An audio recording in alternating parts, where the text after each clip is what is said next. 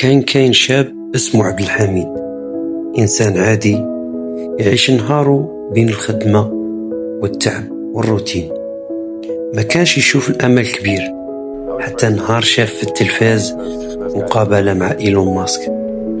شاف كيفاش يهدر، كيفاش يحلم، كيفاش يحكي على المستقبل بلا خوف.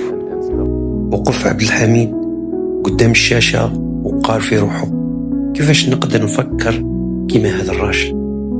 ما عندوش مال وما عندوش كتب اللي يقرأ بيها وما عندوش دورات، بصح قرر يبدأ ب5 خطوات سهلة بصح قوية بزاف. عبد الحميد كان دايما يقول: علاه ما ننجحش؟ حتى نهار جبد ورقة وكتب سؤال جديد: واش أول خطوة نقدر نديرها اليوم باش نبدل حياتي؟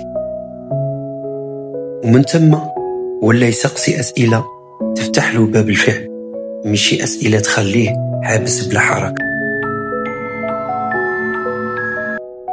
قرر يولي يتعلم كل يوم حاجة بسيطة، فيديو، مقالة، ولا حتى اقتباس يلهمه. مع الوقت حس بالفرق، ولا عقله يربط الأفكار، يشوف حلول جديدة، ويفهم باللي التغيير مش شي سحر، تغيير تمرين يومي. عبد الحميد كان يخدم دايما بنفس الطريقة، بصح بدا يسقسي روحه: علاه نكمل هاك؟ علاه ما نجربش حاجة جديدة؟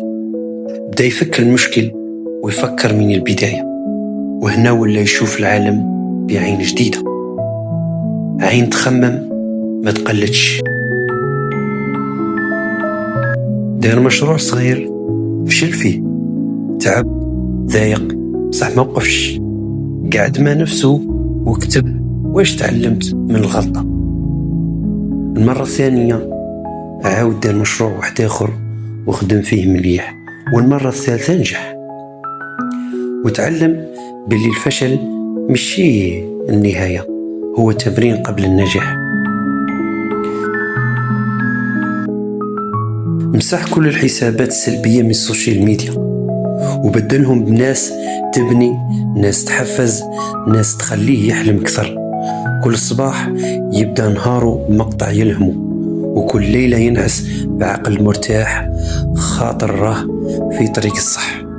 بعد شهور عبد الحميد ما ولاش إيلون ماسك، بصح ولا عبد الحميد الجديد، إنسان اللي يثق في عقله، في حلمه، في خطواته. واليوم كيسقسيه صاحبه: واش تبدل فيك؟ يبتسم ويقول: بدلت طريقة تفكيري وتبدلت حياتي.